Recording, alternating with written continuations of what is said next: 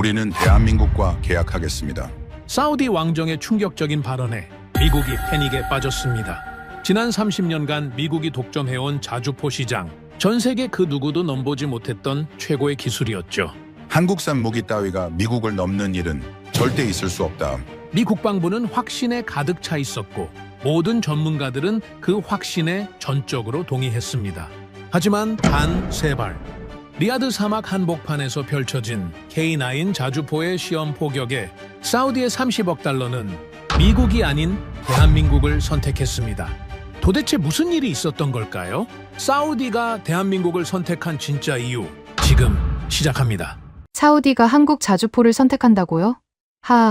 농담도 심하시네. 브라운 차관보의 웃음소리가 회의실을 채웠습니다. 에밀리, 당신도 그런 헛소문에 귀 기울이는 건 아니겠지? 그날은 2025년 10월 초였습니다. 워싱턴 국방부 회의실, 오후 2시. 사우디 차기 자주포 사업 브리핑이 막 시작되려던 참이었죠. 저는 에밀리 로버츠, 미 국방부 무기체계 분석관입니다. 20년간 전 세계 방산 계약을 추적해왔어요. 특히 중동 시장은 제 전문 분야였죠. 그동안 단 한 번도 미국제 무기가 아시아 경쟁자에게 밀린 적이 없었습니다. 사우디는 이미 결정했습니다. 제가 노트북을 열며 말했어요. M109A7 팔라딘, 우리 자주포를 선택할 겁니다. 30년간 쌓아온 신뢰가 있으니까요. 제임스가 고개를 끄덕였습니다. 그는 제 오랜 동료였죠. 맞아요. 사거리 30km, 분당 4발. 검증된 성능이죠. 한국 것은 그저 값싼 모방품일 뿐이에요. 바로 그때였습니다. 보좌관이 문서 뭉치를 들고 들어왔어요. 방금 사우디 국방부에서 온 공식 문서입니다. 첫 페이지를 펼치자 회의실 공기가 변했습니다. 대한민국 K9 자주포 기술 검토 착수라는 문구가 선명했어요. 브라운의 표정이 굳었죠. 하지만 곧 다시 웃음을 지었습니다. 가격 협상용이야. 늘 있는 일이잖아. 그가 서류를 탁자에 내던지며 말했어요. 한국이 뭘 가졌다고? 반도체나 만드는 나라가 무슨 자주포를. 저도 그렇게 믿고 싶었습니다. 정말로요. 그런데 문서 마지막 페이지가 눈에 들어왔어요. 핵심 평가 항목 기술 이전, 현지 정비 능력, 운용 독립성 확보. 이상했습니다. 단순한 가격 협상이라면 왜 이런 세부 조건들을 명시했을까요? 잠깐만. 제가 손을 들었어요. 이 부분 보셨습니까? 기술 이전 조항이 상당히 구체적인데. 그만해, 에밀리. 브라운이 제지했습니다. 사우디가 아시아 무기를 믿을 리 없어. 특히 실전 경험도 없는. 그 순간 회의실 스크린에 CNN 속보가 떴습니다. 앵커의 목소리가 울렸죠. 속보입니다. 한국 K9 자주포가 중동에서 실사격 시험을 성공적으로 마쳤습니다. 현장 영상을 보시죠. 화면이 바뀌었습니다. 사막 한가운데 늘어선 K9 자주포들. 포신이 일제히 움직이더니 굉음과 함께 포탄을 뿜어냈어요. 한 대가 아니었습니다. 6대가 동시에 마치 하나의 생명체처럼 움직였죠. 저게 가능한가? 제임스가 중얼거렸습니다. 카메라가 확대되자 더 놀라운 장면이 나타났어요. 자동장전 시스템이 작동하는 모습이었죠. 사람 손을 거치지 않고 포탄이 장전되고 발사되고 다시 장전되는 과정이 물 흐르듯 이어졌습니다. 화면 하단에 자막이 떴어요. 연속 사격 3발, 15초 이내 완료. 회의실이 조용해졌습니다. 농담과 웃음이 사라진 자리에 묘한 긴장감이 감돌았죠. 브라운이 먼저 침묵을 깼습니다. 편집된 영상일 거야. 프로파간다지. 하지만 그의 목소리에는 확신이 없었어요. 저는 다시 사우디 문서를 들여다봤습니다. 한 줄이 굵은 글씨로 강조되어 있었죠. K9 사거리 40km. 우리 M109A7보다 10km나 더 멀리 쏜다는 뜻이었습니다. 사거리가 40이라고? 제가 놀라서 물었어요. 숫자 노름이야. 브라운이 즉각 반박했습니다. 실전에서는 다르지. 우리에겐 경험이 있어. 시스템이 있고, 무엇보다, 그가 말을 멈췄습니다. 무엇보다 뭐라고 하려던 걸까요? 우월감, 자부심, 아니면 그저 막연한 믿음? 보좌관이 다시 들어왔습니다. 차관보님, 국방장관께서 즉시 오라고 하십니다. 그리고 에밀리 분석관은 뭡니까? 제가 물었죠. 한국 출장 명령입니다. 사천 K9 시험장으로 가서 직접 확인하고 오래요. 출장이라 20년 경력에 처음 받는 한국 출장이었습니다. 솔직히 필요 없다고 생각했어요. 뭘 확인한다는 거죠? 어차피 사우디는 우리를 선택할 텐데. 에밀리, 제임스가 제 어깨를 두드렸습니다. 가서 약점이나 찾아와. 한국 무기가 우리를 이길 순 없어. 그들은 아직 이류야. 저는 고개를 끄덕였습니다. 그래, 약점을 찾으면 되는 거였죠. 분명 허술한 구석이 있을 거예요. 아시아의 작은 나라가 만든 무기에 무슨 특별함이 있겠습니까? 회의실을 나서며 노트에 메모했습니다.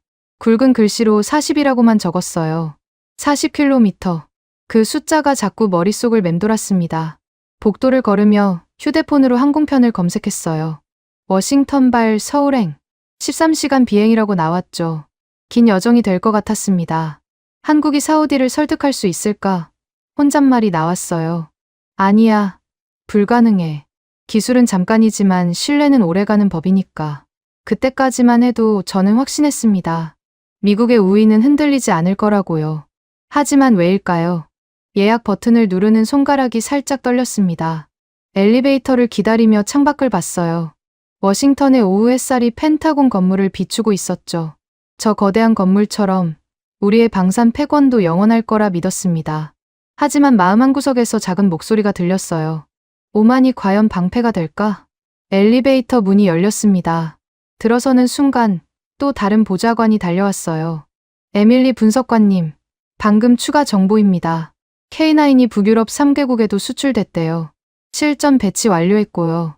실전 배치라. 그 단어가 무겁게 다가왔습니다. 시험장 성능이 아니라 진짜 전장에서 검증됐다는 뜻이었으니까요. 알겠습니다. 짧게 대답하고 엘리베이터에 올랐어요. 문이 닫히기 직전 브라운의 목소리가 복도 끝에서 들렸습니다. 에밀리, 가서 모든 걸 파헤쳐. 우리가 왜 더 나은지 증명해야 해. 증명이라. 20년 만에 처음으로 우리가 뭔가를 증명해야 하는 처지가 된 거였습니다. 지하 주차장으로 내려가며 생각했어요. 사우디는 왜 갑자기 한국을 검토하기 시작했을까? 단순히 가격 때문일까? 아니면 우리가 놓친 뭔가가 있는 걸까? 차에 시동을 걸며 라디오를 켰습니다. 뉴스가 흘러나왔죠. 한국 방산 수출, 전년 대비 200% 증가. 유럽과 중동에서 러브콜. 채널을 돌렸습니다. 듣고 싶지 않았어요. 하지만 어느 방송국이든 비슷한 내용이었죠. 한국의 부상, 아시아 방산의 약진, 새로운 경쟁 구도. 신호등에 멈춰 서서 다시 노트를 꺼냈습니다. 40km라고 적힌 아래에 물음표를 하나 더했어요. 그리고 그 옆에 작게 적었죠. 왜 지금인가? 공항으로 가는 길, 머릿속은 복잡했습니다. 20년간 쌓아온 확신이 조금씩 흔들리는 걸 느꼈어요. 아니, 인정하고 싶지 않았지만 불안했습니다. 설마 정말로. 말을 끝맺지 못했어요. 설마 정말로 한국이 우리를 위협할 수 있을까? 사우디가 진짜로 K9을 선택할 가능성이 있을까? 그럼 우리는 어떻게 되는 거지? 공항 주차장에 차를 세우고 깊은 숨을 들이쉬었습니다. 비행기 표를 다시 확인했어요. 내일 아침 출발. 도착하면 바로 사천으로 가야 했죠. 터미널로 걸어가며 마지막으로 휴대폰을 확인했습니다. 브라운에게서 문자가 왔더군요. 에밀리, 명심해. 우리는 절대 지지 않아. 한국 같은 나라에게는 더더욱. 절대라. 그 단어가 왜 그렇게 불안하게 들렸을까요? 절대란 말을 쓸 때가 가장 위험한 순간이라고 누군가 말했던 게 기억났습니다. 출국장으로 들어서며 뒤를 한번 돌아봤어요. 저 멀리 워싱턴 기념탑이 보였습니다. 변하지 않을 것 같던 풍경. 하지만 세상은 이미 변하고 있었죠. 한국행 비행기에 오르며 예감했습니다. 이 출장이 모든 걸 바꿀지도 모른다고. 물론 그때는 상상도 못했죠. 정말로 모든 게 바뀔 거라고는. 사천공항에 내리자마자 습한 공기가 얼굴을 때렸습니다. 10월 말 한국은 생각보다 따뜻했어요. 김대위가 도착 게이트에서 기다리고 있었죠. 에밀리 로버츠 분석관님이시죠. 한국방위사업청 국제협력팀 김대위입니다. 악수를 나누며 그의 눈을 봤습니다. 경계심은 없었어요. 오히려 담담한 자신감이 느껴졌죠. 이상했습니다. 경쟁국 분석관을 맡는 태도치고는 너무 편안해 보였거든요. 차로 이동하는 30분 내내 김대위는 과묵했습니다. 억지로 분위기를 띄우려 하지도 않았고 불필요한 설명도 없었어요. 그저 필요한 정보만 간결하게 전달했죠. 도착까지 20분 남았습니다. 시험장 보안 규정 먼저 설명드릴게요. 기지 정문에 도착하자 보안 절차가 시작됐습니다. 생각보다 까다로웠어요. 신분 확인, 소지품 검사, 심지어 카메라 렌즈까지 일일이 점검했죠. 통과하는 데만 15분이 걸렸습니다. 왜 이렇게 엄격합니까? 제가 물었어요. 김대휘가 잠깐 멈춰 서더니 대답했습니다. 기술은 한순간에 유출되지만 신뢰는 10년이 걸려도 회복되지 않으니까요. 그 말이 가슴에 콕 박혔습니다. 단순한 보안 담당자의 매뉴얼 답변이 아니었어요. 진심이 담겨 있었죠. 보안 게이트를 통과하자 거대한 정비 창고가 나타났습니다. 입구에 들어서는 순간 숨이 멎을 뻔했어요. 20대가 넘는 K9 자주포가 일렬로 정렬해 있었거든요. 각각 다른 정비 단계에 있었지만 모든 작업이 체계적으로 진행되고 있었습니다. 인상적이네요. 솔직한 감상이 튀어나왔어요. 바로 그때 한 남자가 다가왔습니다. 작업복 차림이었지만 눈빛이 남달랐죠. 윤지혁 수석기술관입니다. 직접 보시면 더 놀라실 겁니다. 윤지혁은 저를 3번째 K9 앞으로 안내했어요. 포탑 해치를 열더니 안으로 들어가라고 손짓했습니다. 좁은 내부로 들어가자 복잡한 기계 장치들이 빼곡히 들어차 있었죠. 이게 핵심입니다. 그가 한 모듈을 가리켰어요. 자동장전 시스템이죠. 보시다시피 구조는 단순합니다. 단순하다는 건 고장이 적다는 뜻이고 정비가 쉽다는 의미예요. 모듈 커버를 열자 내부가 드러났습니다. 복잡할 거라 예상했는데 의외로 깔끔했어요. 각 부품이 어떤 역할을 하는지 한눈에 들어왔죠. 연속 사격이 가능한 비결이 이것입니까? 맞습니다. 3발 15초. 숙련된 승무원이라면 더 단축할 수도 있어요. 15초라. 머릿속으로 계산해봤습니다. 우리 M109A7보다 거의 2배 빠른 속도였죠. 노트에 기록하려는 순간 윤지혁이 덧붙였습니다. 하지만 속도가 전부는 아닙니다. 우리는 파트너를 만드는 기술자예요. 무기를 파는 게 아니라 함께 지킬 방법을 제공하는 거죠. 그 말을 듣는 순간 멈칫했습니다. 미국은 늘 판매자의 관점이었거든요. 최고의 제품을 최고가에 파는 것. 그게 우리 방식이었죠. 하지만 이 사람은 파트너라고 했습니다. 정비 창고를 나와 야외 대기장으로 이동했어요. 젊은 포병들이 K9 주변에서 점검 작업을 하고 있었죠. 한 병사가 다가와 경례를 했습니다. 궁금한 게 있으면 물어보세요. 김대휘가 통역을 자처했어요. 실전에서 가장 중요한 게 뭡니까? 제가 병사에게 물었죠. 23쯤 돼 보이는 병사가 망설임 없이 답했습니다. 3발 15초요. 그게 생명선입니다. 적이 대응 사격하기 전에 이탈해야 하거든요. 1초가 생사를 가릅니다. 경험해봤습니까? 아프간에 파병됐던 선임이 말해줬어요. K9 덕분에 살았다고요. 미국 자주포였다면 벌써 반격당했을 거라고. 말이 끝나기 전에 김대휘가 재빨리 끼어들었습니다. 이론적인 얘기입니다. 각 장비마다 장단점이 있죠. 하지만 이미 들어버렸습니다. 실전 경험자의 증언을 노트에 메모했어요. 생존성 투 신속 이탈 능력. 윤지혁이 저를 시험 통제실로 안내했습니다. 대형 스크린에 각종 데이터가 실시간으로 표시되고 있었죠. 사격 정확도, 반응 시간, 기계 상태 등 모든 정보가 한눈에 들어왔습니다. 내일 시연에서 이 모든 데이터를 공개할 겁니다. 윤지혁이 설명했어요. 숨길 게 없으니까요. 숨길 게 없다. 그 자신감이 부담스러웠습니다. 우리는 항상 핵심 기술을 비밀로 했거든요. 그게 우위를 지키는 방법이라고 믿었고요. 기술 유출이 걱정되지 않습니까? 윤지혁이 미소를 지었습니다. 처음 본 그의 미소였죠. 기술은 베낄 수 있어도 철학은 베낄 수 없습니다. 우린 팔기 위해서가 아니라 지키기 위해 만들어요. 그 차이를 아는 사람만이 진짜 파트너가 될 수 있죠. 순간 할 말을 잃었습니다. 20년간 방산 시장을 분석하면서 이런 접근법은 처음이었어요. 기술력도 기술력이지만 사고방식 자체가 달랐던 겁니다. 휴대폰이 진동했습니다. 브라운의 문자였어요. 진행 상황은 약점 파악됐나? 답장을 쓰려다 멈췄습니다. 뭐라고 보고해야 할까요? 예상과 달리 체계적이라고? 기술보다 철학을 강조한다고. 그것도 약점이 될 수 있을까요? 기록 중입니다. 내일 시연 후 종합 보고하겠습니다. 그렇게만 답했어요. 김대휘가 숙소로 안내했습니다. 기지 내 게스트하우스였죠. 방에 짐을 풀며 창밖을 봤어요. 해가 지고 있었고 멀리 K9들이 일렬로 서 있는 게 보였습니다. 책상에 앉아 노트를 펼쳤습니다. 오늘 본 것들을 정리해야 했죠. 그런데 펜이 쉽게 움직이지 않았어요. 장점, 자동장전, 신속성, 실전 검증까지는 썼습니다. 그런데 약점란이 비어 있었죠. 찾지 못한 게 아니었어요. 찾고 싶지 않았던 건지도 모릅니다. 저녁 식사 시간에 구내식당으로 갔습니다. 윤지혁이 먼저 와 있었어요. 한국 음식 괜찮으신가요? 네, 좋습니다. 김치찌개를 앞에 두고 잠시 침묵이 흘렀습니다. 윤지혁이 먼저 입을 열었어요. 에밀리 분석관님, 우리가 왜 자주포를 만드는지 아십니까? 돈 때문 아닙니까? 솔직하게 물었죠. 그가 고개를 저었습니다. 1950년 6월 25일, 북한이 침공했을 때 우리에겐 변변한 무기가 없었어요. 동맹국 무기에 의존했죠. 덕분에 살았지만 그때 깨달았습니다. 스스로 지킬 힘이 없으면 언제든 버려질 수 있다는 걸. 그래서 자체 개발을 70년이 걸렸지만 해냈습니다. 이제는 우리 기술로 다른 나라도 지킬 수 있게 됐고요. 그의 눈빛에서 단순한 자부심 이상의 무언가를 봤습니다. 생존에 대한 절실함, 그리고 그것을 넘어선 책임감 같은 것 말이죠. 식사를 마치고 방으로 돌아왔습니다. 브라운에게서 또 문자가 왔더군요. 기록만 남겨. 감상은 필요 없어. 기록만 남기라. 하지만 오늘 본 건 단순한 기록으로 담기 어려운 것들이었어요. 숫자와 성능 뒤에 숨은 이야기들. 그들이 왜 그렇게 만들었는지, 무엇을 지키려 했는지. 잠들기 전 창밖을 다시 봤습니다.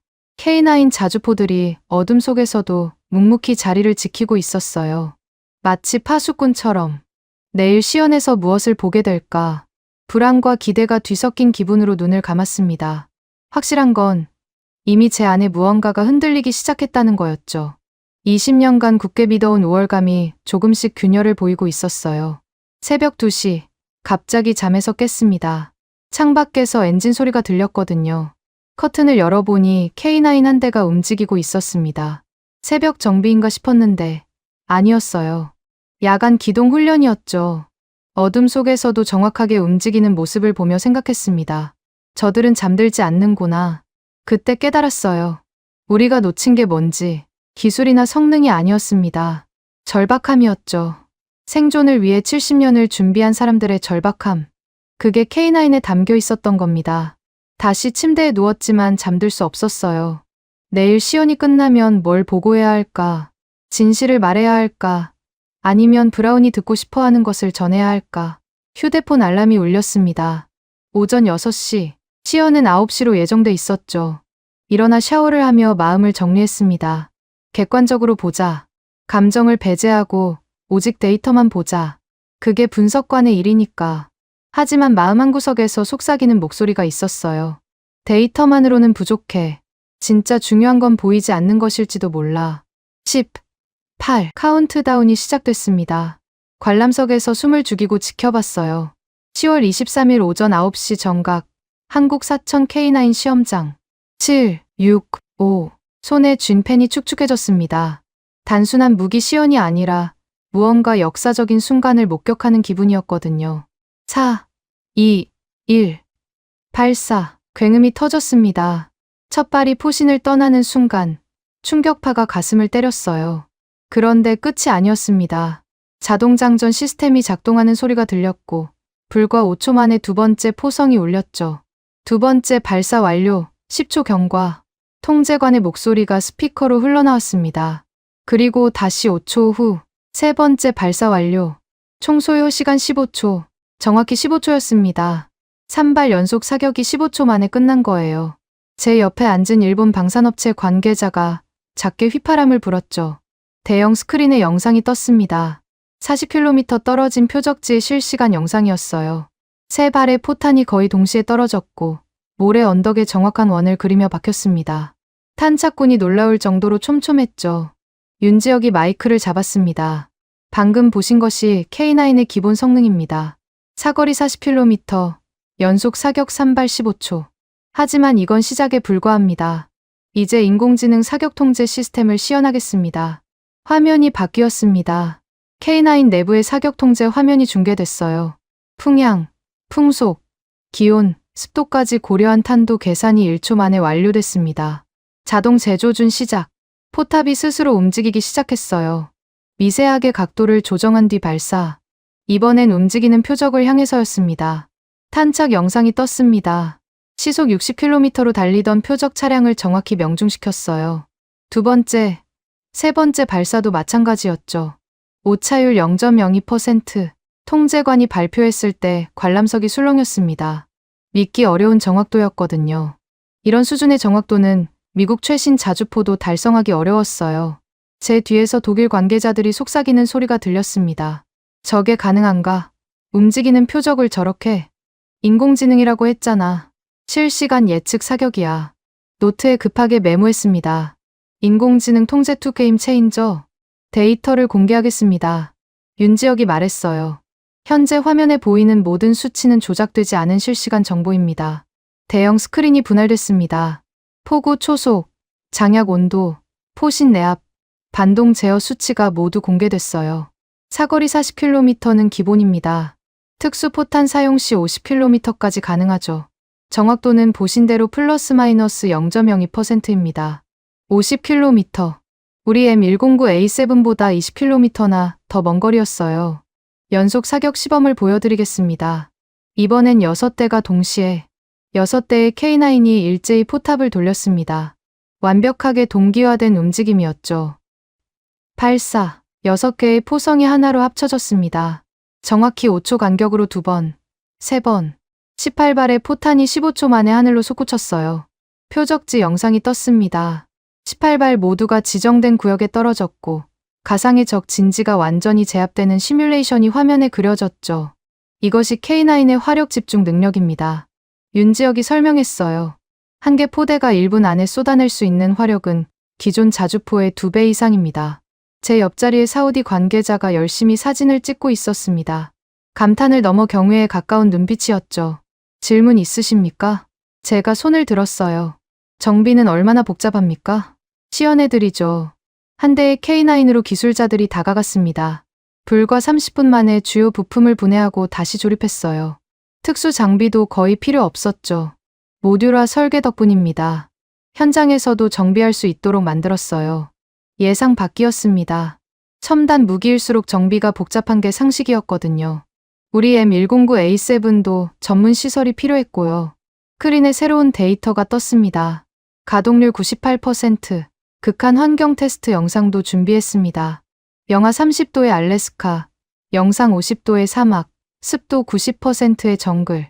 모든 환경에서 K9이 정상 작동하는 영상이 재생됐습니다. 보고서를 쓰는 중이었는데 펜이 멈췄습니다. 우리가 뒤처질 수 있다라는 문장을 쓰려다 고쳐 썼어요. 우리가 이미 뒤처졌을 수도 있다. 대포병 레이더 회피 기동입니다. K9 한 대가 사격 직후 놀라운 속도로 자리를 이탈했습니다. 30초 만에 500m를 이동하고 위장막까지 설치했죠. 생존성이 곧 전투력입니다. 윤지혁이 말했어요. 아무리 강력해도 살아남지 못하면 소용없으니까요. 그 말이 뇌리에 박혔습니다. 미국은 화력과 사거리만 강조했는데 이들은 살아남는 것을 우선시했어요. 점심 휴식 시간, 다른 관람객들의 대화를 들었어요. 혁명적이야. 특히 그 인공지능 시스템. 미국 제품의 70% 가격에 더 나은 성능이라니. 70% 가격. 더 싸면서 더 좋다면 우리가 내세울 게 뭐가 남죠? 오후엔 기술 이전 패키지를 공개할 겁니다. 윤지혁이 말했어요. 사우디가 진짜 원하는 건 그거거든요. 기술 이전. 그 단어에 심장이 쿵 떨어졌습니다. 미국은 절대 핵심 기술을 이전하지 않았어요. 그게 우리의 지배력을 유지하는 방법이었으니까. 정말 기술을 넘기겠다는 겁니까? 파트너십이란 그런 거죠. 함께 만들고 함께 발전하는 것. 오후 시연이 시작됐습니다. 사우디 기술자들이 직접 K9을 운용했어요. 놀랍게도 이틀 교육만으로도 기본 운용이 가능했습니다. 현지 인력으로도 충분히 운영 가능합니다. 윤지혁이 설명했어요. 한국 기술진이 5년간 현지 파견돼 완전한 기술 이전을 도울 겁니다. 5년간 파견, 완전한 기술 이전. 미국이라면 상상도 못할 조건이었어요. 시연이 끝나갈 무렵 한국 포병 장교가 무대에 올랐습니다. 이종훈 대령이었죠. 저는 연평도 포격대 K9으로 대응 사격을 지휘했습니다. 그가 말했어요. 그때 K9이 없었다면 더 큰 피해를 입었을 겁니다. 무기는 단순한 철덩이가 아닙니다. 국민을 지키는 방패이고 평화를 지키는 칼이죠. 실전을 경험한 사람만이 가질 수 있는 무게감이었습니다. K9을 만든 건 우리지만 K9이 지킬 수 있는 건 한국만이 아닙니다. 이 기술이 더 많은 나라의 평화를 지키길 바랍니다. 박수가 터졌습니다. 진심 어린 박수였어요. 저도 모르게 손뼉을 치고 있었죠. 시연이 완전히 끝났습니다. 전 자리에서 일어날 수가 없었어요. 머릿속이 복잡했거든요. 윤지혁이 다가왔습니다. 어떠셨나요? 솔직히. 깊은 숨을 들이쉬고 대답했어요. 우리가 뒤처질 수 있다는 걸 처음 깨달았습니다. 뒤처진다기보다는 서로 다른 길을 가는 거죠. 당신들은 최강을 추구하고 우린 최적을 추구해요. 최강과 최적. 그 차이를 이제야 이해했습니다. 숙소로 돌아와 노트를 다시 펼쳤어요. 빼곡히 적은 메모들. 하지만 정작 중요한 건 숫자가 아니었습니다. 포성을 들었다. 하지만 들은 건 포성만이 아니었다. 신뢰라는 단어가 메아리 쳤다. 창밖으로 K9들이 보였어요. 석양에 물든 자주포들. 단순한 무기가 아니라 누군가의 신념이 담긴 작품처럼 보였죠. 내일 워싱턴으로 돌아가면 뭐라고 보고해야 할까? 진실을 말하면 받아들여질까? 확실한 건 하나였습니다. 오늘 본 것은 단순한 무기 시연이 아니었어요. 새로운 시대의 시작을 알리는 신호탄이었죠. 그리고 우리는 그 변화를 받아들일 준비가 되어 있지 않았습니다. 워싱턴으로 돌아온 날은 10월 25일이었습니다. 공항에서 국방부까지 가는 택시 안에서 계속 한국에서 본 장면들이 떠올랐어요. 산발 15초, 사거리 40km, 그리고 윤지혁의 말. 우린 파트너를 만드는 기술자입니다. 국방부 건물에 들어서자마자 브라운의 비서가 다가왔습니다. 차관보님이 즉시 오라고 하십니다. 회의실 3235요. 회의실에는 이미 여러 명이 모여 있었어요. 브라운을 비롯해 국방부 고위 관계자들, 그리고 낯선 얼굴 몇 명. 아마 방산업체 로비스트들인 것 같았죠. 에밀리, 앉아. 브라운이 차가운 목소리로 말했습니다. 보고해봐. K9의 약점이 뭐였나? 깊은 숨을 들이쉬었습니다. 거짓말을 할 수는 없었어요. 약점보다는 예상과 다른 강점이 많았습니다. 특히 기술 이전 정책이 사우디에게 매력적으로 보일 것 같습니다. 회의실이 조용해졌어요. 브라운의 얼굴이 붉어지기 시작했죠. 강점. 내가 약점을 찾아오라고 보낸 건데 강점을 찾아왔다고? 사실을 보고하는 게 제 임무입니다. 제가 대답했어요. K9은 성능, 가격, 기술 이전 모든 면에서 경쟁력이 있었습니다. 말도 안 돼. 브라운이 테이블을 쳤습니다. 한국 같은 나라가 우리를 위협할 수 없어. 분명 뭔가 속임수가 있을 거야. 그때 방산업체 관계자 한 명이 끼어들었습니다. 차관보님 말씀이 맞습니다. 사우디는 결국 검증된 미국 무기를 선택할 겁니다. 다만 약간의 설득이 필요할 뿐이죠. 설득. 그 단어가 불길하게 들렸어요. 브라운이 고개를 끄덕였습니다. 맞아. 그래서 비공식 접촉을 시작해야 해. 사우디 국방부 핵심 인사들과 개별적으로 만나 우리의 제안을 전달하는 거야. 그건 규정 위반입니다. 제가 즉시 반박했어요. 공식 입찰 과정에 개입하는 건 규정? 브라운이 비웃었습니다. 에밀리, 이건 전쟁이야. 경제 전쟁. 30억 달러가 걸린 전쟁이라고. 규정 따위로 질 수는 없어. 하지만 그건 신뢰를 파괴하는 일입니다. 만약 들킨다면, 들키지 않으면 되지. 브라운이 단호하게 말했어요. 너도 이 작전에 참여해. 한국을 직접 봤으니 그들의 약점을 가장 잘 알 테니까. 거부하고 싶었습니다. 하지만 브라운의 눈빛은 선택의 여지를 주지 않았어요. 20년 경력이 한순간에 무너질 수도 있다는 무언의 협박이었죠. 회의가 끝난 후 제임스가 다가왔습니다. 복도에서 잠깐 멈춰 서더니 주위를 살폈어요. 에밀리, 이건 내가 알아야 할 것 같아서. 그가 USB를 건넸습니다. 작은 검은색 USB였죠. 뭡니까? 이게 사우디 설득 전략 문서야. 비공개 버전. 브라운이 직접 작성한 거지. 내가 뭘 해야 하는지 자세히 나와 있어. USB를 받는 손이 떨렸습니다.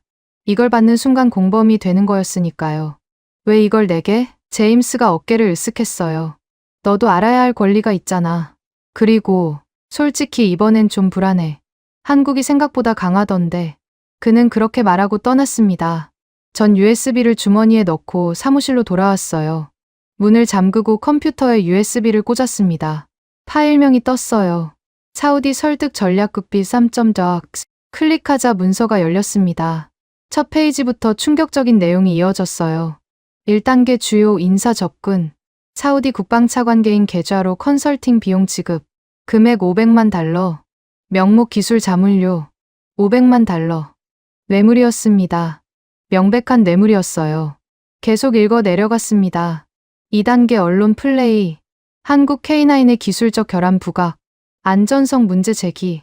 가짜 뉴스 필요시 생성. 가짜 뉴스까지. 이건 완전히 선을 넘은 거였어요. 3단계 우회 압박. 미국 투 사우디 안보 협력 재검토 암시. 무기 수출 통제 가능성 언급. 동맹 관계 흔들기. 동맹을 흔든다. 신뢰로 쌓아온 관계를 거래의 도구로 쓰겠다는 거였죠. 마지막 페이지에는 참여자 명단이 있었습니다. 브라운, 여러 고위 관료들, 방산업체 임원들, 그리고 제 이름도 있었어요. 에밀리 로버츠 투 기술 분석 및 비교 5위 담당. 화가 치밀어 올랐습니다. 동의도 없이 제 이름을 넣다니. 하지만 더 큰 분노는 다른 데 있었어요. 우리가 이렇게까지 해야 할 정도로 약해진 건가? 정정당당한 경쟁으로는 이길 수 없을 만큼? 문서를 닫고 USB를 뽑았습니다. 그리고 노트에 한 줄을 적었어요. 기술이 아니라 신뢰로 진다. 그 순간 휴대폰이 울렸습니다. 브라운이었어요. 에밀리, 내일 오전에 사우디 대사관 직원을 만날 거야. 내가 동행해. K9의 기술적 한계를 설명하는 자료를 준비해와. 차관보님, 전 이게 옳지 않다고 생각합니다. 내 생각은 묻지 않았어. 명령이야. 전화가 끊겼습니다. 창밖을 봤어요. 워싱턴의 밤거리가 불빛으로 가득했죠. 이 도시에서 20년을 일했습니다. 자부심을 갖고 미국의 힘을 믿으며. 하지만 오늘 처음으로 의문이 들었어요. 우리가 지키려는 게 정말 가치인가? 아니면 그저 독점인가? 집으로 돌아가는 지하철 안에서 계속 고민했습니다. 브라운의 명령을 따를 것인가? 아니면 거부할 것인가? 따르면 공범이 되고 거부하면 경력이 끝날지도 모르는 선택이었죠. 집에 도착해 와인을 한 잔 따랐습니다. 그리고 다시 노트를 펼쳤어요. K9 시연에서 봤던 것들을 하나씩 떠올려 봤습니다. 정확한 포격, 신속한 장전, 그리고 무엇보다 기술을 나누려는 자세. 그들은 독점이 아닌 공유를 선택했어요. 약자였기에 가능한 선택이었을까요? 아니면 그게 진정한 강함일까요? 새벽 2시가 되도록 잠들 수 없었습니다. 계속 USB 속 문서가 떠올랐어요. 가짜 뉴스 생성, 매물 지급, 동맹 흔들기. 이게 정말 우리가 할 일인가? 문득 윤지혁의 말이 떠올랐습니다. 기술은 베낄 수 있어도 철학은 베낄 수 없다. 그렇다면 우리의 철학은 뭐지? 힘으로 누르고, 돈으로 사고, 거짓으로 속이는 것. 그게 우리가 세계 최강국이 된 방법인가? 휴대폰을 들어 한국에서 찍은 사진들을 다시 봤습니다. K9 자주포, 젊은 병사들, 그리고 자부심 가득한 기술자들. 그들의 눈빛에는 확신이 있었어요. 자신들이 옳은 일을 하고 있다는 확신. 새벽 3시 결심을 했습니다. 노트에 크게 적었어요. 나는 거짓에 참여하지 않는다. 진실을 말할 것이다. 비록 그것이 내 경력을 끝낼지라도. 하지만 마음 한구석에는 여전히 두려움이 있었습니다. 정말 맞설 수 있을까? 브라운과 거대한 시스템에 맞서 싸울 수 있을까? 창밖을 보니 동이 트기 시작했어요. 새로운 날이 시작되고 있었죠. 하지만 그날이 무엇을 가져올지는 아무도 몰랐습니다. 확실한 건 하나였어요. 이미 균열이 시작됐다는 것. 내 안에서, 그리고 우리 시스템 안에서. 그 균열이 어디까지 이어질지는 시간이 말해주겠죠. 아침 7시, 브라운에게서 또 문자가 왔습니다. 오전 10시, 사우디 대사관. 늦지 마라. 답장을 하지 않았습니다. 대신 정장을 입고 거울을 봤어요. 20년 경력의 분석관. 하지만 오늘은 다른 선택을 해야 할지도 모르는 사람. 출근길에 커피숍에 들렀습니다. 아메리카노를 주문하고 창가에 앉았어요. 평범한 사람들이 출근하는 모습을 보며 생각했죠. 그들은 알까? 워싱턴의 화려한 건물 안에서 어떤 거래들이 오가는지, 신뢰를 파는 대가로 무엇을 얻으려 하는지. 9시 30분, 국방부에 도착했습니다. 엘리베이터에서 제임스를 만났어요. 준비됐어? 그가 물었습니다.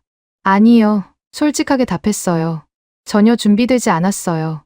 제임스가 내 어깨를 두드렸습니다. 때론 옳은 일이 가장 어려운 법이야.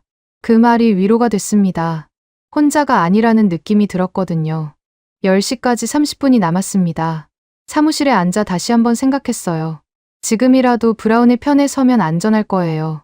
하지만 그럼 평생 이 선택을 후회하며 살겠죠. USB를 다시 꺼내봤습니다. 이 작은 장치 안에 부패의 증거가 담겨 있었어요. 공개하면 폭탄이 될 거예요. 하지만 공개하지 않으면 공범이 되는 거고. 결정의 순간이 다가오고 있었습니다. 리야드의 열기가 얼굴을 때렸습니다. 10월 30일 오전, 사우디아라비아 수도에서 80km 떨어진 사막 시험장. 온도계는 섭씨 42도를 가리키고 있었죠. 오늘이 결판입니다. 브라운이 선글라스를 쓰며 말했어요. M109A7이 K9을 압도하는 모습을 사우디에게 보여줄 거야. 하지만 제 마음은 편하지 않았습니다. 며칠 전 사우디 대사관 미팅에서 전 결국 브라운의 지시를 거부했거든요. K9의 허위 약점을 설명하는 대신 객관적 비교 자료만 제시했죠. 브라운은 화를 냈지만 이미 엎질러진 물이었습니다. 관람석에는 이미 많은 사람이 모여 있었어요. 사우디 국방부 고위 관계자들, 왕실 참모진, 그리고 각국 방산업체 대표들. 윤지혁도 한국 팀과 함께 있었죠. 눈이 마주치자 가볍게 고개를 숙여 인사했습니다. 시진사 숙녀 여러분. 사우디 현장 운영 책임자가 마이크를 잡았어요. 오늘 평가 기준은 단순한 명중률만이 아닙니다. 지속 작전 능력과 자립 운용 가능성을 종합적으로 평가할 것입니다. 지속과 자립. 그 두 단어가 귓가에 맴돌았습니다. 미국은 늘 순간 최고 성능만 강조했는데 사우디가 원하는 건 달랐던 거예요. 먼저 미국 M109A7 팔라딘의 시범입니다. 우리 자주포가 전진했습니다. 최신형 디지털 시스템이 작동하며 포탑이 목표를 향했죠. 첫 발이 나갔습니다. 정확히 목표물을 맞췄어요. 두 번째, 세 번째도 마찬가지였죠. 하지만 네 번째 발부터 속도가 느려지기 시작했습니다. 연속 사격으로 포신이 과열되고 있었던 거예요. 1분 30초 경과, 6발 발사 완료. 나쁘지 않은 성과였습니다. 하지만 포신 냉각을 위해 잠시 중단해야 했죠.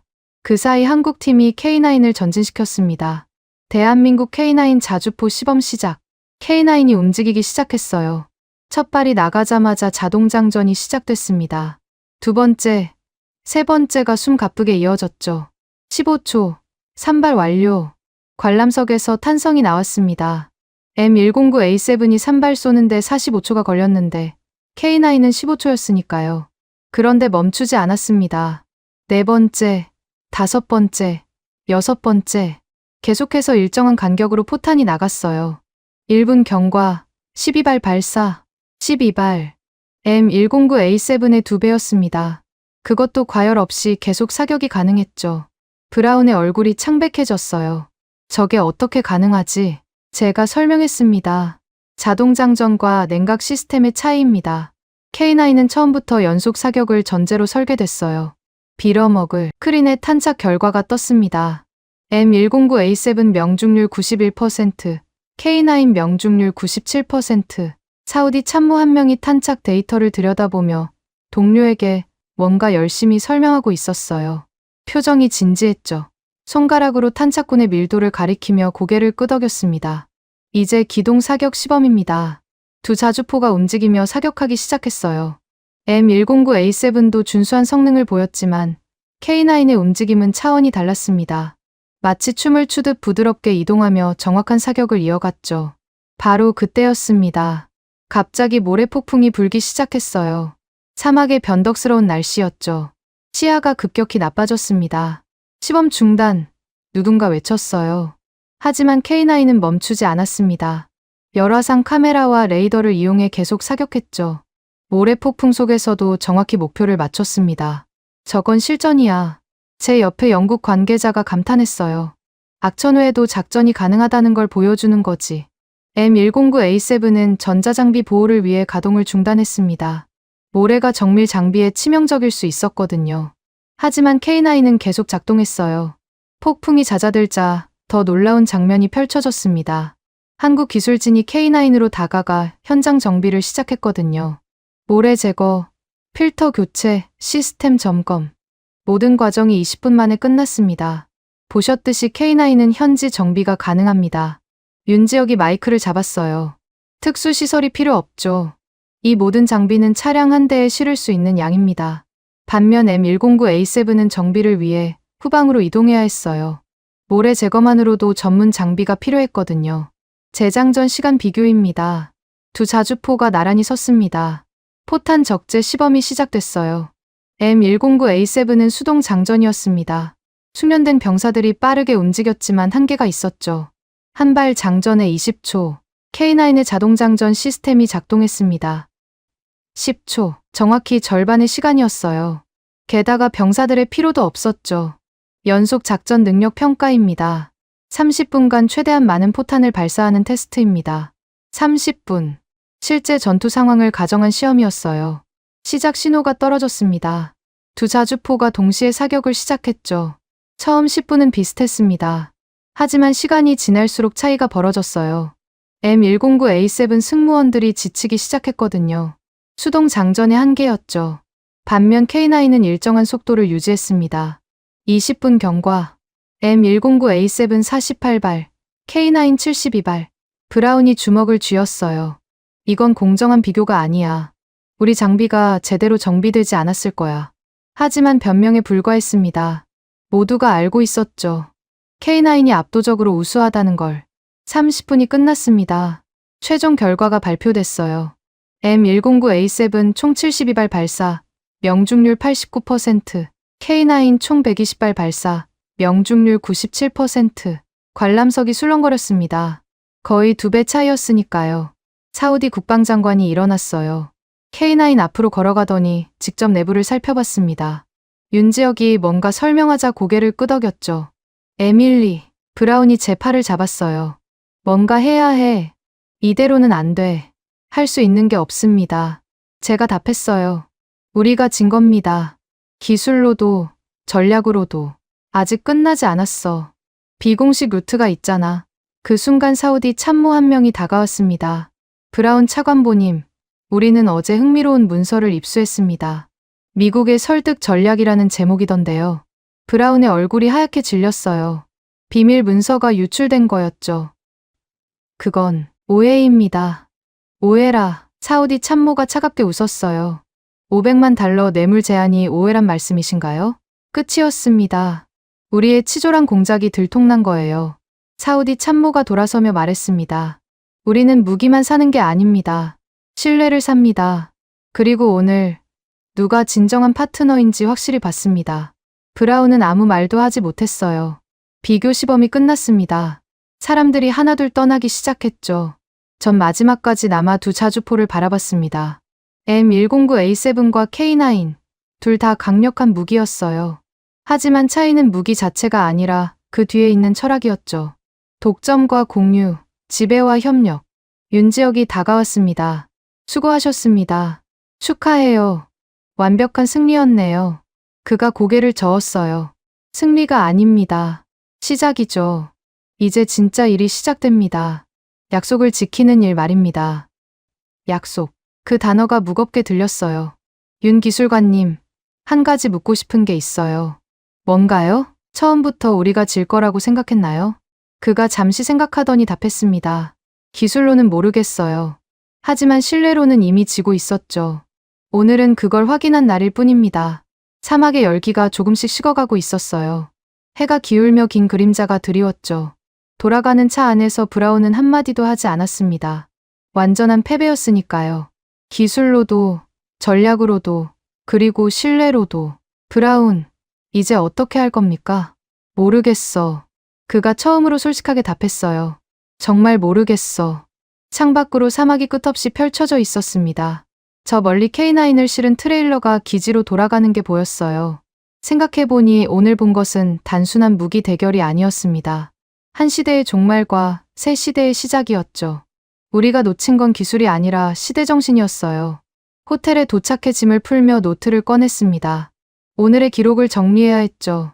10월 30일, 이야드, K9 압도적 우위 확인. 재장전 10초, 30분간 120발, 명중률 97%, 사거리 우위 10km. 하지만 진짜 차이는 숫자가 아니었다. 보여준 것은 기술이었지만 전해진 것은 신뢰였다. 11월 2일 새벽 4시 전화벨 소리에 잠에서 깨어났습니다. 제임스였어요. 에밀리, 당장 뉴스 채널 켜봐. CNN이든 BBC든 아무거나. TV를 켰습니다. 그리고 얼어붙었어요. 속보입니다. 미국이 사우디 자주포 입찰 과정에서 매물과 요비를 시도한 정황이 포착됐습니다. 국제 언론이 입수한 내부 문건에 따르면 화면에 문서가 떴습니다. 며칠 전 제가 USB로 받았던 바로 그 사우디 설득 전략 문서였어요. 누군가가 언론에 유출한 거였죠. 앵커가 계속 말했습니다.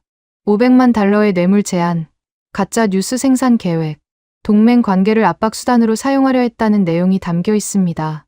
화면이 바뀌었어요. 문서의 구체적인 내용이 하나씩 공개되고 있었죠. 제 이름도 나왔습니다. 에밀리 로버츠 투 기술 분석 담당이라고. 가슴이 철렁 내려앉았어요. 휴대폰이 미친 듯이 울렸어요. 브라운, 국방부 공보실, 각종 언론사. 하지만 전 받지 않았습니다. 무슨 말을 해야 할지 몰랐거든요. 다시 제임스에게 전화했습니다. 제임스, 혹시 내가... 아니야. 난 아니야. 하지만 누군지는 알 것 같아. 내부에 이런 방식에 반대하는 사람이 꽤 있었거든. 오전 6시, 긴급 소집 명령이 떨어졌습니다. 국방부로 출근하는 길, 건물 앞은 이미 취재진으로 가득했어요. 에밀리 로버츠 분석관, 문서 작성에 관여하셨습니까? 뇌물 제한을 알고 있었나요? 한국 K9을 어떻게 평가하십니까? 질문이 쏟아졌지만 묵묵히 걸었습니다. 하지만 마지막 질문에는 멈춰섰어요. 돌아서서 기자들을 봤습니다. K9은 훌륭한 무기였습니다. 우리가 배워야 할 점이 많았죠. 그 한마디만 남기고 건물로 들어갔어요. 회의실은 아수라장이었어요. 국방장관, 차관들, 법무팀까지 모두 모여 있었죠. 브라운은 구석에 앉아 있었는데 하룻밤 사이에 10년은 늙은 것 같았습니다. 누가 유출했나? 장관이 물었어요. 조사 중입니다. 법무팀장이 답했죠. 하지만 당장 중요한 건 대응입니다. 이미 국제적 망신이 됐어요. 동맹국들도 우리를 비난하기 시작했습니다. 사우디는 뭐래? 공식 성명을 준비 중이랍니다. 외교 채널로 들은 바로는 상당히 격앙돼 있다고 합니다. 그때 대형 스크린에 속보가 떴어요. 사우디 왕세자가 직접 기자회견을 하고 있었죠. 우리는 매우 실망했습니다. 오랜 동맹국이 이런 방식으로 접근할 줄은 몰랐습니다. 신뢰는 한번 깨지면 회복하기 어렵습니다. 우리는 이제 진정한 파트너가 누구인지 알게 됐습니다. 왕세자의 표정은 차가웠어요. 그동안 쌓아온 관계가 한순간에 무너지는 순간이었죠. 장관이 브라운을 노려봤습니다. 당신이 주도한 거요? 브라운이 고개를 들었어요. 저는 국익을 위해서. 국익? 장관이 소리쳤습니다. 이게 국익이야? 70년 동맹을 하루아침에 날려버린 게, 중동에서의 신뢰를 완전히 잃은 게, 한국에게 질 수는 없었습니다. 브라운이 항변했어요. 체면이 있는데 세계 최강국의 자존심이. 자존심? 이번엔 제가 나섰습니다. 자존심 때문에 신뢰를 팔았다는 겁니까? 거짓말과 매물로 이기는 게 자존심입니까? 모두가 저를 봤어요. 에밀리, 당신도 이 문서를 봤나? 장관이 물었습니다. 봤습니다. 그리고 거부했죠. 거짓을 말할 수는 없었으니까요. 왜 보고하지 않았지? 보고 라인이 차관보님이었으니까요. 그리고 솔직히 보고해도 막을 수 있었을까요? 이미 다들 암묵적으로 동의하는 분위기였잖아요. 침묵이 흘렀습니다. 불편한 진실이었죠. 그때 또 속보가 떴어요. 의회에서 긴급 청문회를 열기로 했다는 내용이었죠. 방산 비리 및 동맹 관계 훼손에 대한 진상 조사가 안건이었습니다. 끝났군. 장관이 한숨을 쉬었어요. 브라운, 당신은 오늘부로 직무 정지야. 조사에 협조하고, 그리고 에밀리, 당신도 증언 준비해야 할 거요. 브라운이 비틀거리며 일어났습니다. 나가기 전에 저를 봤어요. 에밀리, 당신이 처음부터 반대했다면. 반대했습니다. 하지만 아무도 듣지 않았죠. 그가 쓴웃음을 지으며 나갔어요. 오후가 되자 언론 보도가 쏟아졌어요. 모든 채널이 이 사건을 다루고 있었죠. 미국 방산 로비에 추악한 민낯, 신뢰를 판 동맹, K9 뉴스 M109A7, 기술을 넘어선 철학의 대결, 국제방송 로라 앤더슨 기자의 리포트가 특히 날카로웠습니다. 그녀는 리야드 현장에서 생중계를 하고 있었어요. 이번 사건은 단순한 방산 비리가 아닙니다.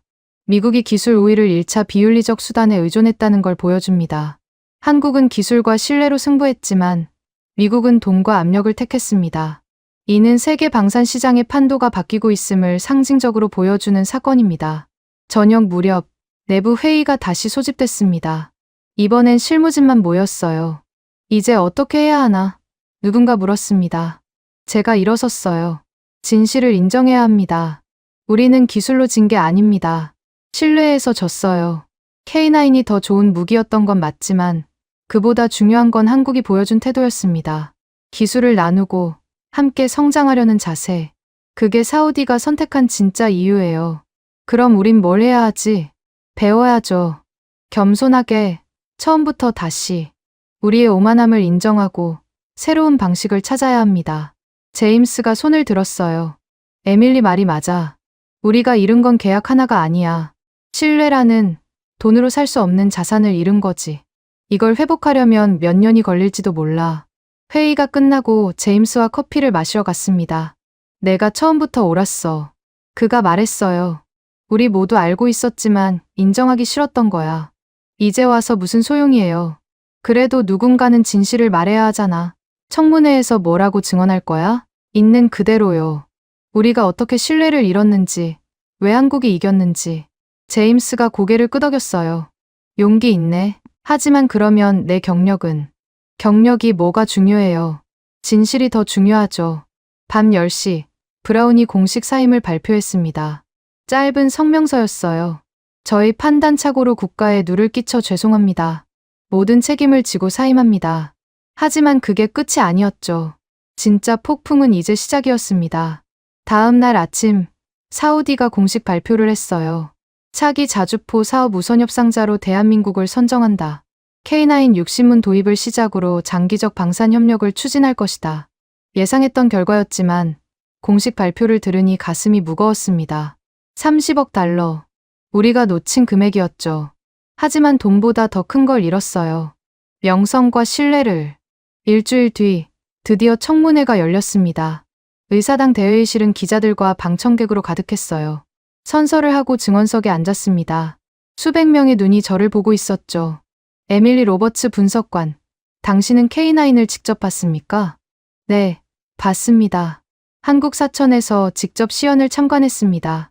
객관적으로 평가한다면? 깊은 숨을 들이쉬었습니다. 카메라 렌즈들이 일제히 저를 향했어요. 우수한 무기였습니다. 성능도, 가격도, 기술 이전 조건도 우리보다 나았어요. 사거리는 10km 더 길었고 연속 사격 능력은 2배 빨랐습니다. 하지만 그보다 중요한 건 그들의 자세였습니다.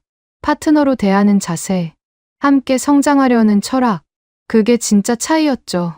왜 우리는 그러지 못했습니까? 오만했기 때문입니다. 우리가 항상 최고라고 믿었고 경쟁자를 인정하지 않았죠. 변화를 거부하고 기득권에 안주했습니다. 기술은 따라잡을 수 있지만 잃어버린 신뢰는 쉽게 회복되지 않습니다. 브라운 차관보의 지시를 거부한 이유는 양심이 허락하지 않았습니다. 거짓으로 이긴다면 그게 진짜 승리일까요? 미국의 가치는 그런 게 아니라고 믿었습니다. 청문회가 끝나고 의사당을 나서는데 한 노신사가 다가왔어요. 당신이 에밀리 로버츠 분석관이오? 네, 맞습니다. 용기 있는 증언 감사하오. 진실을 말하는 건 쉽지 않은데. 그는 전직 국방장관이었습니다. 덕분에 정신이 번쩍 들었소. 우리가 언제부터 이렇게 됐는지, 힘만 믿고 신뢰를 경시하게 됐는지. 당신 같은 사람이 있어. 그나마 희망이 보이오. 집으로 돌아와 뉴스를 봤어요. 한국 언론의 윤지혁 인터뷰가 나오고 있었죠. 승부는 이미 결정됐었습니다. 기술 경쟁이 아니라 신뢰 경쟁이었으니까요. 미국은 좋은 라이벌이었고 앞으로도 그럴 겁니다. 실수는 누구나 할 수 있어요. 중요한 건 그로부터 배우는 것이죠. 라이벌이라, 적이 아니라 라이벌이라고 했어요. 그들은 여전히 우리를 존중하고 있었습니다. 밤이 깊었습니다. 노트에 마지막 문장을 적었습니다. 우리는 기술로가 아니라 신뢰에서 졌다. 총과 포는 다시 만들 수 있지만 한 번 잃은 신뢰는 쉽게 돌아오지 않는다. 양심의 소리가 포성보다 크다는 것을 오늘 배웠다. 11월 10일 오전 9시 리야드 킹 압두라지즈 국제회의 센터. 전 세계 언론이 모인 대형 기자회견장이었습니다. 저는 미국 대표단의 일원으로 참석했어요. 브라운 사임 이후 급조된 팀이었죠. 분위기는 침울했습니다. 이미 결과를 알고 있었으니까요. 그저 공식 발표를 듣기 위해 온 것뿐이었습니다. 회견장에는 500명이 넘는 사람들이 있었어요. 사우디 정부 관계자들, 각국 외교관들, 방산업체 대표들, 그리고 수많은 기자들. 한국 대표단은 맨 앞줄에 앉아 있었죠. 윤지혁의 모습도 보였습니다. 담담한 표정이었어요. 정확히 9시 30분, 사우디 왕세자가 입장했습니다. 검은 전통 의상을 입은 그의 표정은 엄숙했죠. 뒤를 이어 국방장관과 고위 참모들이 들어왔어요. 왕세자가 연단에 섰습니다. 회견장이 순식간에 조용해졌죠. 오늘 우리는 중요한 결정을 발표하려 합니다. 그가 천천히 말을 시작했어요. 사우디아라비아 왕국의 미래 방위력 강화를 위한 선택입니다. 잠시 침묵이 흘렀습니다. 카메라 셔터 소리만 들렸죠. 우리는 신뢰를 선택합니다. 왕세자의 목소리가 울려 퍼졌어요. 대한민국 K9 자주포 60문 도입을 공식 확정합니다. 계약 규모는 30억 달러입니다. 예상했던 발표였지만 공식으로 들으니 가슴이 먹먹했습니다. 완전한 패배였죠. 왕세자가 계속했습니다. 이번 선택은 단순한 무기 구매가 아닙니다. 우리는 파트너를 선택한 것입니다. 기술을 나누고 함께 성장할 동반자를 선택한 것이죠. 대한민국은 우리에게 무기만이 아닌 신뢰를 제공했습니다. 그 순간 한국 대표단 쪽에서 박수가 터졌어요. 곧이어 사우디 측에서도 박수가 이어졌고 순식간에 회견장 전체가 박수 소리로 가득 찼습니다. 윤지혁이 일어났어요. 감격스러운 표정이었죠. 옆에 있던 한국 방산 관계자들이 서로 포옹했습니다. 누군가는 눈물을 훔치기도 했어요. 70년간 준비한 꿈이 이루어진 순간이었으니까요. 대형 스크린의 계약서 서명 장면이 중계됐습니다. 사우디 국방장관과 한국 방사청장이 악수를 나누는 모습이 클로즈업 됐죠. 역사적인 순간이었습니다. 이것은 시작입니다. 왕세자가 다시 말했어요. 향후 5년간 기술 이전과 현지 생산을 통해 사우디는 방산 자립도를 높일 것입니다. 한국은 진정한 기술 파트너가 될 것입니다. 그때 또 다른 화면이 켜졌어요. 서울에서 생중계가 연결된 거였죠. 이재명 대통령이 나타났습니다. 사우디아라비아의 현명한 선택에 감사드립니다. 대통령이 말했어요. 동맹은 무기가 아닌 신뢰의 기술입니다. 우리는 약속을 지킬 것입니다. 사우디의 안보가 곧 우리의 안보가 될 것입니다. 동맹은 신뢰의 기술. 그 말이 가슴을 때렸어요. 우리가 잊고 있던 진실이었죠. 회견장 밖에서는 사우디 시민들이 모여 있었습니다. 대형 스크린으로 발표를 지켜보던 그들이 환호성을 질렀어요. 한국 구호가 들렸죠. CNN 기자가 현장 리포트를 하고 있었습니다. 역사적인 순간입니다. 단순한 무기 거래가 아닙니다. 세계 방산 질서의 변화를 알리는 신호탄이죠. 아시아 국가가 미국을 제치고 중동 시장을 차지한 것은 처음입니다. 제 옆에 앉은 미국 대사관 직원이 한숨을 쉬었어요. 우리가 70년간 쌓은 것을 하루아침에 잃었네요. 아니에요. 제가 대답했어요. 우리가 잃은 건 이미 오래전부터였어요. 오늘은 그걸 확인한 날일 뿐이죠. 왕세자가 마지막 발언을 했습니다. 신뢰는 가장 강력한 무기입니다. 어떤 미사일보다, 어떤 대포보다 강합니다. 왜냐하면 신뢰는 사람의 마음을 움직이기 때문입니다. 발표가 끝나고 리셉션이 열렸습니다. 각국 대표들이 한국팀을 축하하러 몰려들었어요. 윤지혁이 저를 발견하고 다가왔습니다. 에밀리 분석관님, 축하해요. 대단한 성과네요. 그가 고개를 저었어요. 이긴 게 아닙니다. 이제 진짜 일이 시작되는 거예요. 약속을 지켜야 하니까요. 후회하지 않을까요? 기술을 다 넘기는 건 말이에요. 기술은 결국 퍼지게 돼 있어요. 중요한 건 기술이 아니라 그걸 쓰는 사람의 마음이죠. 신뢰를 바탕으로 한 관계는 기술보다 오래갑니다. 그의 말이 맞았어요. 우리는 기술을 독점하려 했지만 결국 신뢰를 잃었죠. 리셉션 한 구석에서 사우디 왕세자와 한국 대표단이 대화하는 모습이 보였습니다. 통역 없이 영어로 소통하고 있었어요. 기술 이전은 단계적으로 진행될 겁니다. 한국 방사청장이 설명했어요. 처음엔 조립부터 점차 부품 생산까지. 5년 후엔 사우디가 독자적으로 운용할 수 있을 겁니다. 왕세자가 미소 지었습니다. 그게 진정한 동맹이죠. 의존이 아닌 자립을 돕는 것. 저는 조용히 노트를 꺼냈어요. 이 역사적인 순간을 기록해야 했으니까요. 11월 10일, 리야드, 사우디가 한국을 선택했다. 60문의 K9, 30억 달러. 하지만 진짜 거래는 돈이 아니었다. 신뢰를 샀고, 신뢰를 팔았다. Trust wins wars. 마지막 문장을 쓰는 순간, 누군가 제 어깨를 두드렸어요. 제임스였습니다. 그도 참석했던 거예요. 어때? 기분이? 복잡해요. 우리가 이렇게 될 줄은 몰랐거든요. 하지만 배웠잖아. 비싼 수업료였지만 그때 놀라운 일이 벌어졌습니다. 왕세자가 마이크를 다시 잡았어요. 한 가지 더 발표할 게 있습니다. 우리는 미국과의 관계도 소중히 여깁니다. 실수는 누구나 할 수 있고 중요한 건 그로부터 배우는 것이죠. 미국이 새로운 방식으로 접근한다면 우리는 언제든 대화할 준비가 되어 있습니다. 뜻밖의 화해 제스처였어요. 완전히 문을 닫지 않았다는 신호였죠. 미국 대사가 일어나 고개를 숙였습니다. 감사합니다. 우리도 배우겠습니다. 겸손하게, 처음부터. 회견장에 다시 박수가 터졌어요. 이번엔 화해의 박수였죠. 한국 기술진들이 무대에 올라왔습니다. K9 개발에 참여했던 엔지니어들이었어요. 왕세자가 직접 그들과 악수를 나눴죠. 당신들이 진정한 영웅입니다. 왕세자가 말했어요. 기술자들이야말로 평화를 만드는 사람들이죠.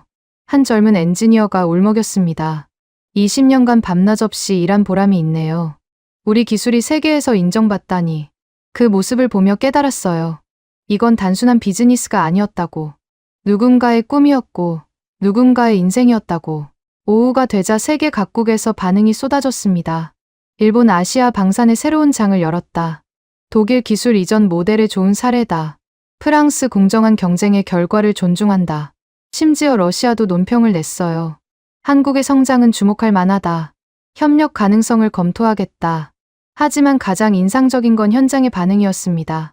사우디 육군 장교 한 명이 한국 장교와 대화하고 있었어요. 우리가 직접 정비하고 운용할 수 있다는 게 가장 마음에 들어요. 진정한 독립이죠. 함께 훈련하면서 더 발전시켜 나가죠. 우리도 배울 게 많을 겁니다. 서로 다른 언어를 쓰지만 같은 꿈을 공유하는 사람들이었어요. 저녁이 되어 호텔로 돌아왔습니다. 제임스와 로비에서 마지막 대화를 나눴어요. 에밀리, 내가 청문회에서 한 증언이 영향을 줬을 거야. 진실을 말하는 용기가 변화를 만든 거지. 하지만 우린 졌어요. 아니야. 배운 거지. 그리고 배움은 새로운 시작이야. 방에 들어와 창밖을 봤습니다.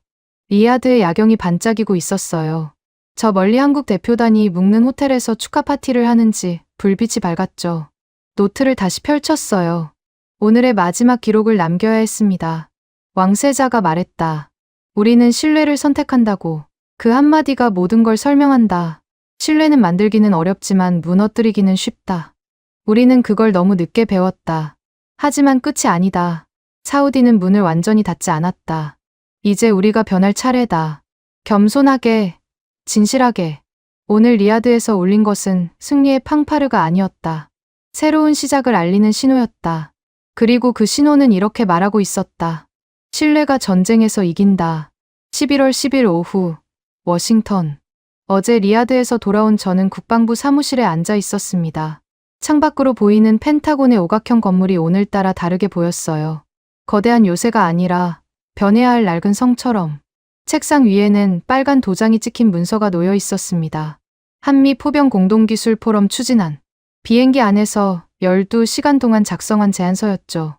어제 사우디의 선택을 목격한 직후 미래를 위해 우리가 해야 할 일을 정리한 것이었어요. 전화가 울렸습니다. 국방장관 비서실이었어요. 에밀리 분석관님, 장관님이 지금 오라고 하십니다. 회의실에 들어가자 이미 여러 명이 모여 있었습니다. 장관, 새로 임명된 차관보, 국무부 관계자들, 그리고 의외로 제임스도 있었죠. 앉으세요. 장관이 말했어요. 어제 리야드에서 무슨 일이 있었는지 다시 한번 설명해 주시죠. 깊은 숨을 들이쉬고 말을 시작했습니다. 사우디 왕세자가 직접 발표했습니다. 우리는 신뢰를 선택한다고요.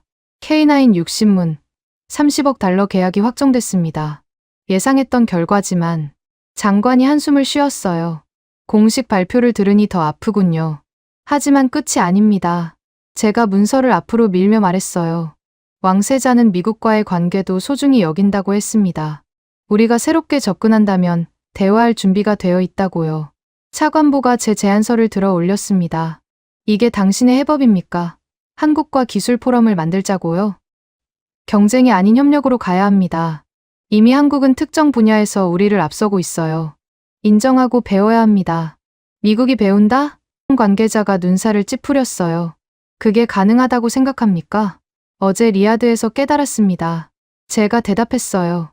진짜 강한 나라는 배우는 나라라는 거요. 우리가 강했던 이유도 끊임없이 배웠기 때문이었습니다. 언제부턴가 그걸 잊었을 뿐이죠. 침묵이 흘렀습니다. 제임스가 입을 열었어요. 전 에밀리 분석관 의견에 동의합니다. 어제 발표를 보셨잖습니까? 한국 대통령이 뭐라고 했는지. 동맹은 신뢰의 기술이라고. 우리도 그 기술을 배워야 합니다. 장관이 고개를 끄덕였습니다. 보고서 자세히 검토하고 답변드리죠. 하지만 긍정적으로 보고 있습니다. 회의가 끝나고 복도를 걷는데 제임스가 따라왔어요. 대단하네, 에밀리. 바로 행동에 나서다니. 가만히 있을 수 없었어요. 우리가 변하지 않으면 계속 뒤처질 테니까. 오후 4시 사무실로 돌아와 뉴스를 확인했습니다. 전 세계 언론이 어제 사우디 발표를 대서특필하고 있었죠. 한국 K9, 미국 M109A7 압도, 신뢰의 승리, 오만의 패배, 아시아 방산의 부상. 특히 CNN 로라 앤더슨의 분석이 날카로웠어요. 이번 사건의 교훈은 명확합니다. 21세기에는 독점이 아닌 공유가, 지배가 아닌 협력이 답입니다. 미국이 이를 받아들일지가 관건이죠. 바로 그때 놀라운 이메일이 도착했습니다. 발신자는 윤지혁이었어요. 에밀리 분석관님께 어제는 역사적인 날이었습니다. 하지만 전 믿습니다. 이것이 끝이 아니라 새로운 시작이 될 거라고. 당신이 청문회에서 보여준 용기를 잊지 않았습니다. 진실을 말하는 것, 그것이 변화의 시작이니까요. 만약 미국이 협력을 원한다면 우리는 언제든 환영입니다. 경쟁자가 아닌 동료로 만나길 희망합니다. 윤지혁 올림. 답장을 썼습니다. 윤 기술관님, 감사합니다. 당신 말이 맞습니다. 이제 시작이죠. 저는 오늘 한미 공동기술 포럼을 제안했습니다. 우리도 배우고 싶습니다. 겸손하게, 진실하게, 곧 좋은 소식을 전할 수 있기를 바랍니다.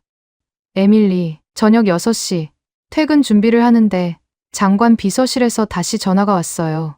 에밀리 분석관님, 장관님이 전화래요. 포럼 제안을 승인한다고. 내일 공식 발표가 있을 겁니다. 믿기지 않았어요. 이렇게 빨리 결정이 날 줄은. 집으로 돌아가는 지하철 안에서 창밖을 봤습니다. 워싱턴의 저녁 풍경이 스쳐 지나갔죠. 변하지 않을 것 같던 이 도시도 조금씩 변하고 있었어요.